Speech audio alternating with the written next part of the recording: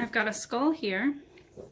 If I gently pick it up, the mandible is not connected, so it's a little hard to turn around so you can see all parts of it, but this is the skull. We're going to talk about it part by part. I am going to move the mandible off to the side for just a little bit. We're going to start by just looking at the anterior aspect of the skull, the anterior aspect. First big bone we want to point out is the frontal bone, and that's going to be all of this here. You can see these sutures here. That outlines the frontal bone. So everything in front of that is the frontal bone here. Just below the frontal bone are two tiny bones here on either side of your nasal cavity. Those are the nasal bones. Tiny bones here, nasal bones. Moving down, this large bone here is the maxilla. It's actually made from two bones that fuse together throughout life. So this is going to be technically a left maxilla and a right maxilla, but this here is called the maxilla. If I tip the skull so that you can see inside the nasal cavity, you'll see this projection here. This bone is the vomer bone.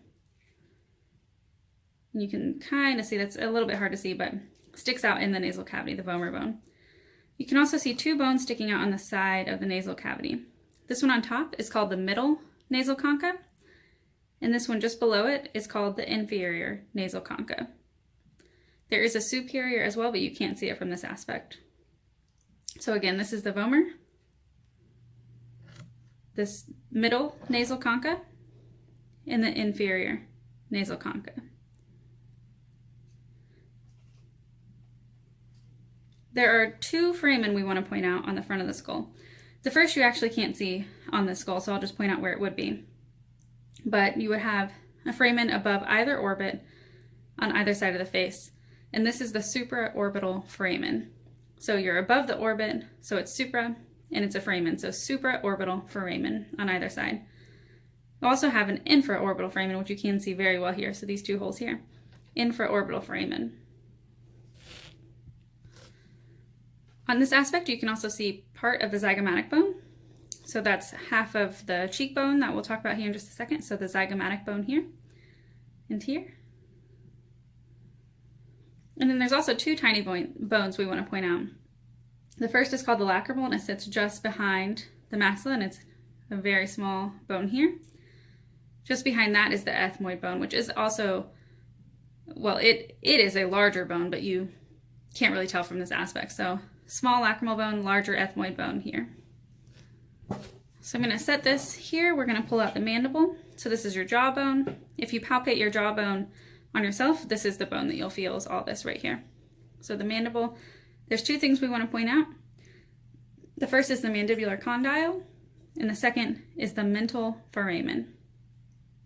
So there's a foramen on the front, on either side of the mandible, and that's called the mental foramen. We're going to turn the skull now so that we are looking at the lateral view.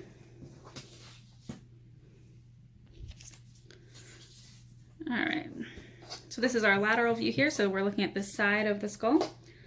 Once again, we still have our frontal bone, so you can still see that here. This bone here is the parietal bone. You have one on either side. And you can see that by looking at the sutures once again. So the sutures outline that bone. So parietal bone here. On the back, you can see a little bit of the occipital bone. Coming down, here, about here, is going to be the temporal bone. And that's going to include part of that arch that we talked about earlier, that cheekbone. So remember, the zygomatic bone was here, and that contributed 1/2 of this bone, or this arch here. The temporal bone is going to contribute the other half. So they're going to join in the middle right here to form the zygomatic arch. And the zygomatic arch is your cheekbone. So temporal bone here gives a little piece to the zygomatic arch, and the zygomatic bone gives a little piece to the zygomatic arch. On the temporal bone, you can see the mastoid process, and you can see this hole here, which is your ear hole. That's your external auditory meatus or external acoustic meatus. So that's enters the ear canal there. You can also see a little bit, and we'll see it better later, This little pointy part here, this is the styloid process. We've seen a couple of those already, or you will see a couple of them if you haven't. But styloid process is just something that sticks out like a stylus. So it's like something that would be pointing up that you would write with. So that's the styloid process. So if I grab the mandible again, remember we said that this was the mandibular condyle. That would fit just like this. So you can see that part of the skull, there's a little divot there that the mandibular condyle fits into. We can still see our zygomatic bone, our frontal bone, and our maxilla. You can still see a little bit of that nasal bone, the lacrimal bone, and the ethmoid bone.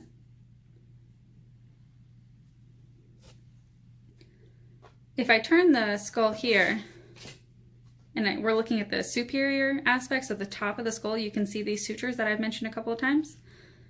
So just to name those, this is the coronal suture, the sagittal suture, and the lambdoid suture on the back.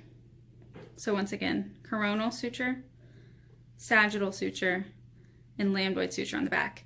If I turn the skull to look at it like we just were in the lateral aspect, you can see a bit of that front or that coronal suture here. The sagittal suture is on top running this way, and the lambdoid suture is running this way. There's one more bone that we want to point out that's really, really important that you can't see too well here, and it's called the sphenoid bone. And the sphenoid bone is the key bone of the skull because it kind of holds everything together. We can just see a little aspect of it here. So, sphenoid bone. And we'll talk more about that later. Okay, I'm going to remove the top of the skull here and set that off to the side. And just point out a couple of things. So you can see the inside of the skull like this. So if I turn it this way, this is that frontal bone. So I'm rotating it. So this is the frontal bone here. Either side would be the parietals. And on the very back, the occipital bone. You can see this little notch here. That's always on the occipital bone. So you know that you're looking at that when you see that notch. So frontal bone, parietal bone, occipital bone. I'm going to move this off to the side now and pull basically the interior of the skull out. So just to reorient yourself, this is anterior here. This is posterior, and we're looking basically at the superior portion of the skull because we're looking top down. So again, we've got frontal bone here, temporal bones, a little bit there, occipital bone here in the back. And what we want to really see here, one of the major bones is the sphenoid bone, and that's this large bone here. Remember, that's the key bone of the skull because it holds everything together. Okay, so it's a little difficult to see, but here in the skull is the ethmoid bone. And that's really important. There's a couple of features we want to talk about. So the ethmoid bone, you cannot see the perpendicular plate of the ethmoid bone in this view because we would have to cut the skull sagittally to see that. So you can't see the perpendicular plate of the ethmoid bone, but it is just under here. What you can see is cristagia here and the cribriform plate here. The cribriform plate has all these tiny little holes in it, and that's how you know it's the cribriform plate. The cristagia sits up and kind of sticks out like this.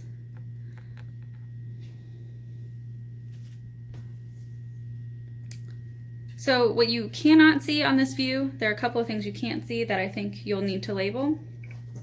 The first is the sphenoid sinus, and the second is the frontal sinus.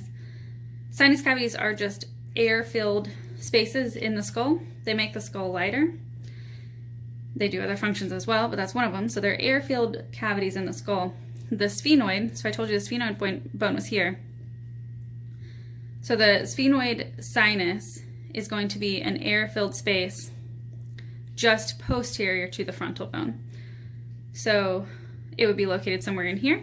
And then your frontal sinus is an air-filled space on the front of your frontal bone. So if your frontal bone's here, your sphenoid or your frontal sinus is going to be located inside the bone about here. Your sphenoid sinus is going to be inside the skull about here. What I'm going to do now is flip the skull over to the inferior view. So we're still looking at the front of the face here, the back here, but now we're looking at the inferior view. You can see this large hole here. This is the foramen magnum. Foramen magnum. Next to the foramen magnum are these two little condyles here that articulate with the first vertebra. And these are the occipital condyles. So foramen magnum, occipital condyles. You can still see the mastoid process on either side. You can still see the styloid process on either side. You can still see the zygomatic arch, which is formed by the temporal bone and the zygomatic bone. On this view, you can also see the palatine. So the palatine is the palatine bone and the palatine process of the maxilla. So the maxilla itself contributes part of the palatine here, and that's the hard palate of your mouth. And then there's an actual palatine bone as well that fuses with that. From this view, you can also see much more of the occipital bone. So remember, if I put the top of the skull on, the occipital bone was here. So it actually encompasses all of this. So this is all the occipital bone. And the occipital bone is going to form that foramen magnum. So it includes the foramen magnum in the two occipital condyles. And you can remember that because this is the occipital bone and those are condyles. So this is all the occipital bone here. All right, I'm going to take this back off again. We're going to look more closely at the temporal bone. So it's not incredibly defined here, so it's a little hard to see the outlines of it because the sutures aren't very clear. But we've named this already. This is the mastoid process on the temporal bone, the styloid process of the temporal bone, the zygomatic process of the temporal bone, which forms the zygomatic arch with the zygomatic bone. So zygomatic bone, temporal bone, this part that contributes from the temporal bone to the zygomatic arch is called the zygomatic process. So it's literally this little guy here, zygomatic process. Again, we have our external auditory or external acoustic meatus. Remember when I showed you the mandible, the mandibular condyle fit just like this? This fossa that it fits into here is called the mandibular fossa. So mandibular fossa here. And then finally, the flattest part of the temporal bone, which you can't really see very well, but it's like a circular part here. It's called the squamous portion of the temporal bone.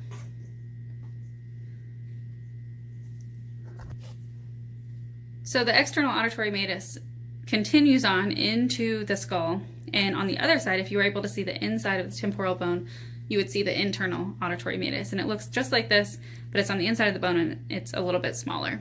So we're going to take a closer look at the sphenoid bone from the inside of the skull here. So remember earlier we talked about sella turcica, and now we're going to point it out a little closer. So if I tilt this just a little bit, sella turcica is this whole thing here. And sella turcica means Turkish saddle. So this kind of looks like a saddle. So if you're looking at this part here that sticks up, just this part is called dorsum sella. And just this part that dips down is the hypophyseal fossa. And that's where the pituitary gland sits. But the whole thing is called sella turcica. So dorsum sella, hypophyseal fossa, sella turcica. On the sphenoid, which is this bone here, the key bone of the skull, you can see the lesser wing and the greater wing below. So lesser wing and greater wing. So what you can't see on this view is the lateral and medial pterygoid plate. So if I was able to cut the skull like this, straight down, and show you the inside of it, you would be able to see those, but you can't from this view. But the lateral and medial pterygoid plate are two plates that essentially come down and kind of splay out inside of the skull. So the medial pterygoid plate is more medial and it's smaller and thinner and longer. And the lateral pterygoid plate is more lateral and it's bigger and thicker. Coming back to the ethmoid bone, which we couldn't see a lot of. It's back here, and you can see a bit of it up here.